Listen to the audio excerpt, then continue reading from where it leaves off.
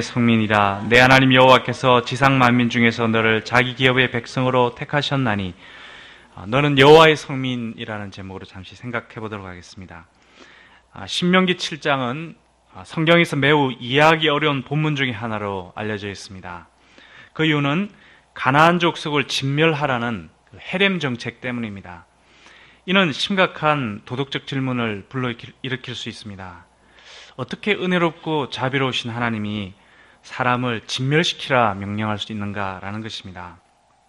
그래서 초대교부들은 헤렘 명령을 알레고리로 해석을 했고, 오늘날 많은 사람들은 이 본문을 텍스트 화석, 즉 윤리적 종교적 수준이 높아지기 이전의 초기의 것으로 이해하기도 합니다. 그런데 이러한 헤렘 정책을 단순한 알레고리로만 해석할 수 없는 이유는 고대 근동의 다른 지역에서도 이러한 것이 행해졌기 때문입니다. 또 텍스트 화석으로 치부할 수 없는 이유는 하나님의 말씀을 윤리적, 종교적, 진화론의 기초에 이해해서는 안 되기 때문입니다. 여하튼 이 어려운 문제를 해결하는 열쇠 중에 하나가 오늘 본문에 나오고 있습니다. 너는 여호와 내 하나님의 성민이라. 여호와의 성민이라는 말은 이스라엘의 신분을 말하는 핵심 표현입니다. 여호와는 그들 이스라엘의 하나님이 되십니다. 여호와께서 피조물이나 우상과 구별되시기 때문에 그분의 성민인 이스라엘도 이러한 세상과 구별되어야 합니다.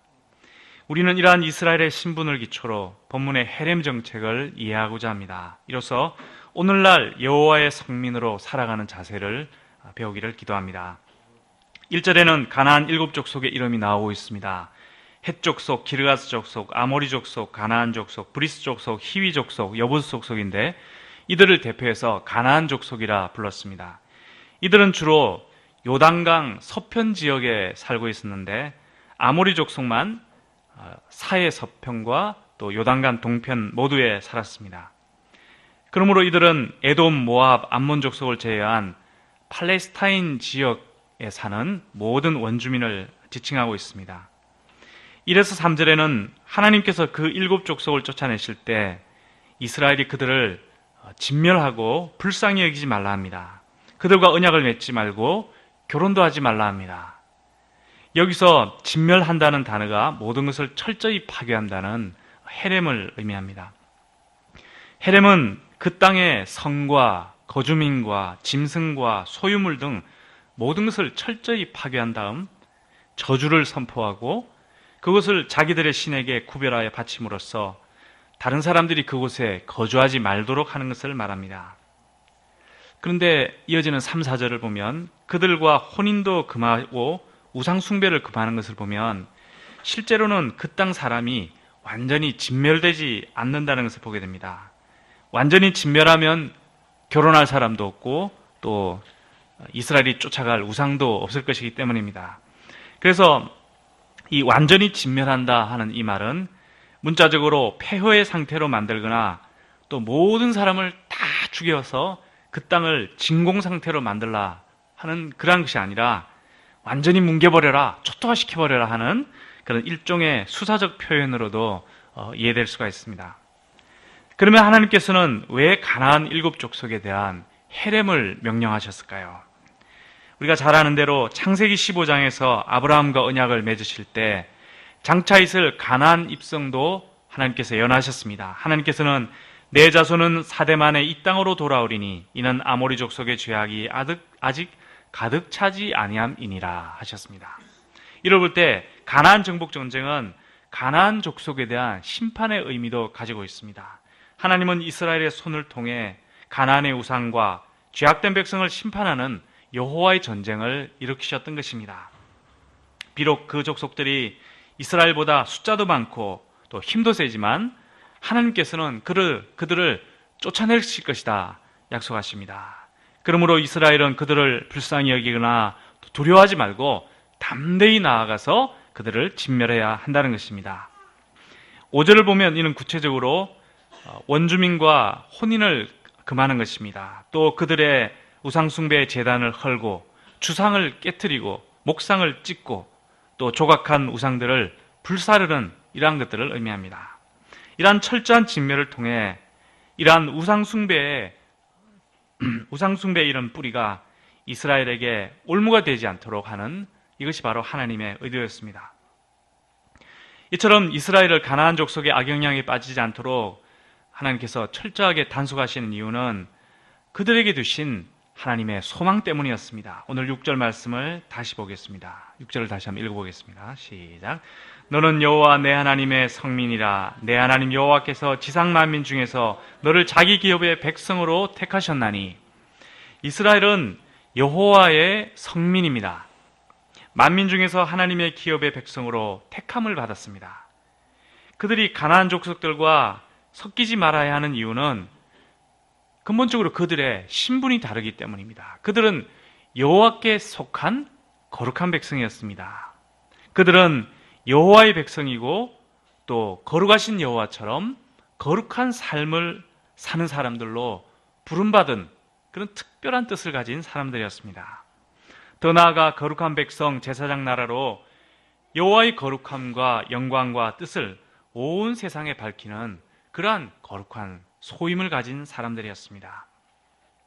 세상 사람들은 이스라엘을 통해 앞으로 여호와의 백성이 되는 것이 얼마나 축복된 것인지 알고 자기들도 그렇게 되고자 하는 그런 사모하는 마음을 가지게 될 수 있습니다. 특히 12절부터 쭉 이어서 나오는 내용이 이러한 것을 보여줍니다. 이스라엘이 여호와의 법도를 잘 지킬 때 하나님께서는 그들을 번성하게 하실 것입니다.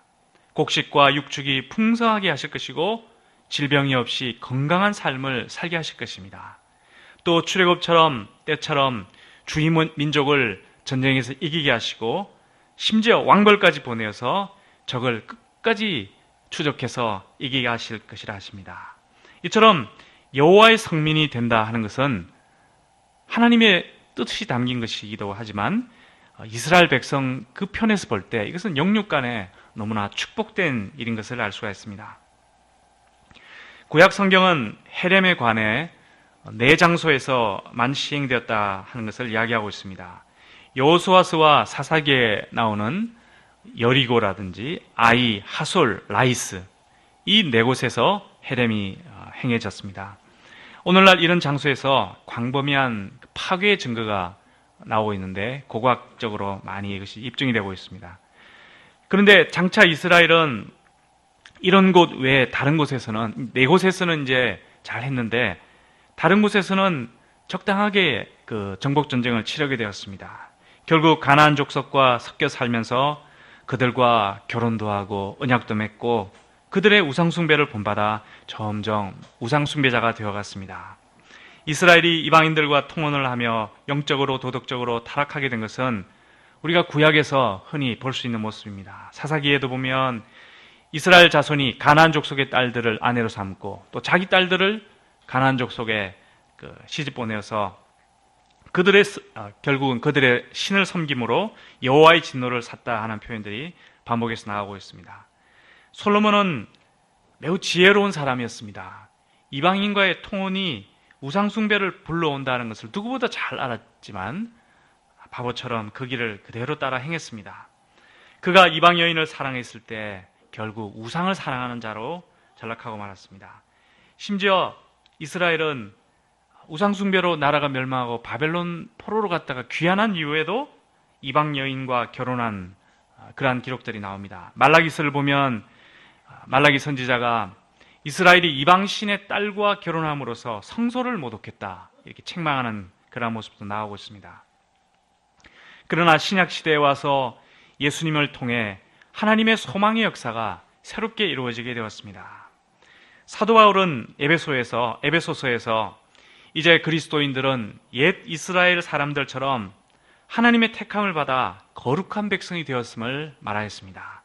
모든 일을 그의 뜻의 결정대로 일하시는 이의 계획을 따라 우리가 예정을 입어 그 안에서 기업이 되었으니 이는 우리가 그리스도 안에서 전부터 바라던 그의 영광의 찬송이 되게 하려 하심이니라. 또 베드로도 우리가 택하신 족속, 왕같은 제사장, 거룩한 나라, 그의 소유된 백성이 되었으니 그의 아름다운 덕을 선포하며 육체의 정욕을 제어하며 거룩하게 살아갑시다 이렇게 권면하였습니다. 이처럼 성경은 하나님께서 자기 백성을 택해서 그들의 거룩한 삶을 통해서 하나님의 영광을 나타내도록 하는 그런 계획을 가지셨습니다. 우리는 오늘날 너무나도 타락한 세상 가운데서 살아가고 있습니다. 정말 세상의 타락함을 이 자리에서 말한다는 것은 너무나 부정한 것이기 때문에 차마 말할 수 없는 너무나 타락한 모습들이 많이 있습니다. 옛날 이스라엘이 가나안 족속들의 땅으로 들어갈 때처럼 오늘날도 너무나 타락했습니다. 또 베드로나 바울이 어두운 이방 세계에 유대인으로서 이렇게 이방 세계에 복음을 전할 때처럼 정말 세상은 너무나 더러운 모습으로 우리에게 다가옵니다. 아니 이것보다도 거슬러 올라가면 아브라함 시대 소돔과 고모라를 우리가 생각할 때 정말 오늘날이 소돔과 고모라와 같다는 그런 것을 쉽게 말할 수 있습니다. 더 나아가 노아 때처럼 정말 거대한 죄악의 홍수 속에서 우리가 살아가고 있다 하는 것을 보게 됩니다. 불신과 정욕, 물욕, 거짓, 다툼, 불의의 세력, 좀 막연하게 이야기해서 그렇지 정말 구체적으로 이야기하면 너무나 충격적인 이런 세상의 그 죄악의 모습들, 이런 것이 너무나 강해서 우리는 때로 의를 행할 힘을 잃어버리고 무력하게 될 때가 있기도 합니다. 나 한 사람이 믿음으로 사는 것이, 또 소수의 믿음의 공동체가 거룩하게 사는 것이 무슨 힘이 있을까 하는 그러한 회의가 들기도 합니다. 그러나 우리가 하나님을 생각할 때 하나님은 예나 또 신약 때나 오늘날이나 당신의 거룩한 전쟁을 하고 계신다. 죄와 싸우시는 그 하나님을 우리가 발견하게 됩니다. 그리고 이러한 거룩한 전쟁에 동참하도록 우리를 여호와의 성민으로, 거룩한 백성으로 부르시는 것을 보게 됩니다.